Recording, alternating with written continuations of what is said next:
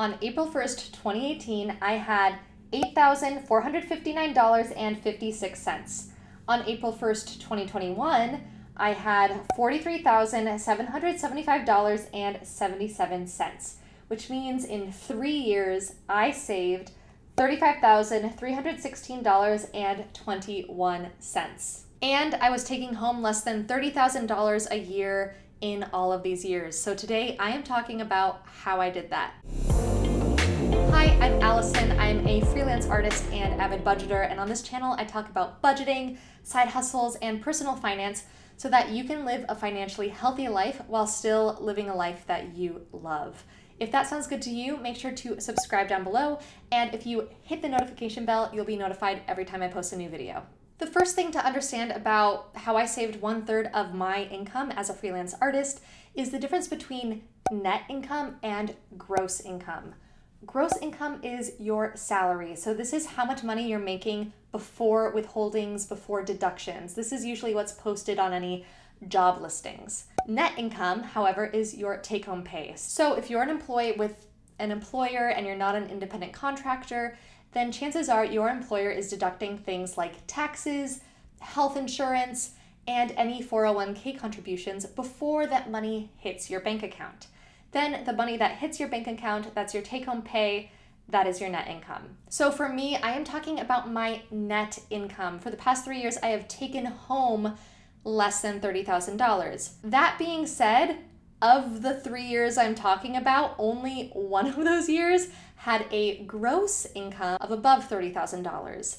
I had a full-time job, a 9 to 5, well, a 9 to 6 with an unpaid lunch and no retirement plan, so whatever. But I had a full-time job that paid me a salary of about $38,000, but my take-home pay was still less than $30,000. Now, let's get into how I saved this money. The first thing I did to save $30K in 3 years is I lived at home for 2 years after college. This is not part of the last 3 years that I'm talking about, but I mention it because thanks to my mom and dad who are not charging me rent, which is a huge privilege, and I'm so grateful for that, even though living at home definitely sucked. I mention this because I was able to save up a good amount of money, which gave me a nice cash cushion when I moved to Chicago. I was not only able to save up to travel in South America, I spent about 10 months living in South America, mainly Chile and Colombia, but I was also able to save up $4,000 and start investing, which brings me to my second point.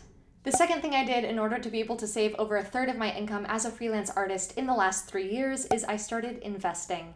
Like I said, the fall after I graduated from college, I was living at home. I was working pretty much full time.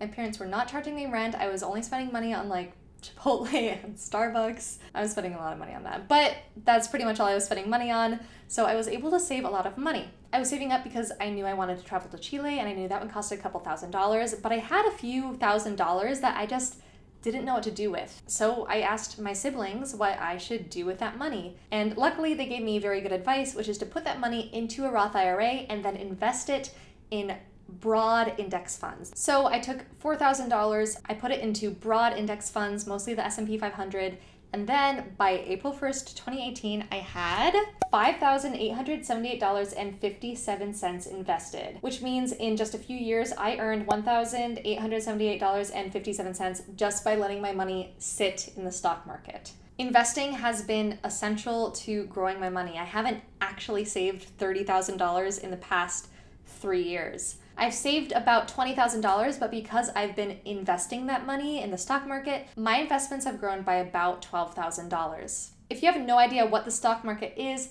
how to invest, why you should be investing for retirement, especially as a freelancer or artist or online teacher, then stick around because I want to make more content on this on the future. In the meantime, I recommend checking out Personal Finance Club on Instagram or Our Rich Journey here on YouTube. I do not know any of these people. They have no idea I exist. I just think they all make really good content and provide wonderful, completely free education on investing and how to invest on your own. The third thing I did in order to save over $30,000 in the last 3 years is I tracked my spending and my income, meaning I had a budget. If you haven't checked out my first video, then definitely check that out. I'll link it here. In it, I talk about how when I first started budgeting, I wasn't even trying to meet goals. Well, my goal was to make sure that my income matched my spending. Because I was a freelancer, I had a little more control over just working a few more hours a week and making sure that that matched my spending.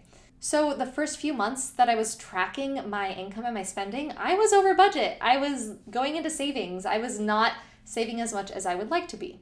That being said, once I started actually being able to save money, that was super motivating and super empowering, and it motivated me to keep tracking and to keep moving forward. If I hadn't been tracking that, I probably wouldn't have been putting as much money into savings. I definitely wouldn't have been contributing to my Roth IRA. It is so helpful to track your money so that you can see, oh, I saved this much this month.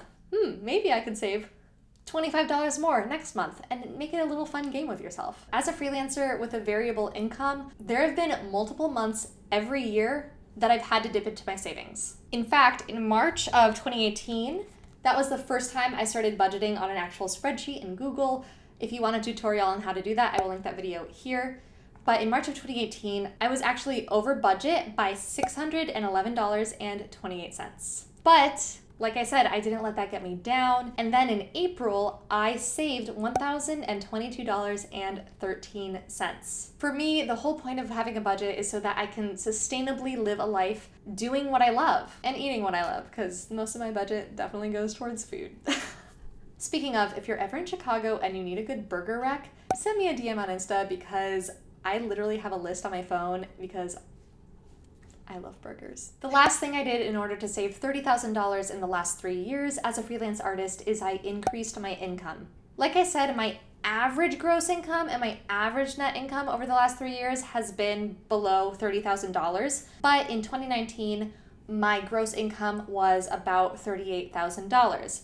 I got a full-time job making $18 an hour, which I thought was so much money. So by having a really stable income for that year, I was able to save $500 every month to put into my Roth IRA, and I was able to save a couple $100 on top of that. Plus, I was still able to create my art in the evenings and on the weekends and earn a very, very tiny amount of money from doing that. So in order to save $30K in the last 3 years, which is about a third of my income as a freelance artist, I first lived at home, which enabled me to save a nice cash cushion. I don't think it's necessary to live at home. I definitely think you can save that same amount of money in the same amount of time, because I spent a little more than half of the money that I saved traveling in South America. I also started investing my money at the young age of 22, very inconsistently, I might add, but that just shows the power of compound interest. I made a budget in order to track my spending and my savings, and therefore empower me to keep saving and to keep tracking my money.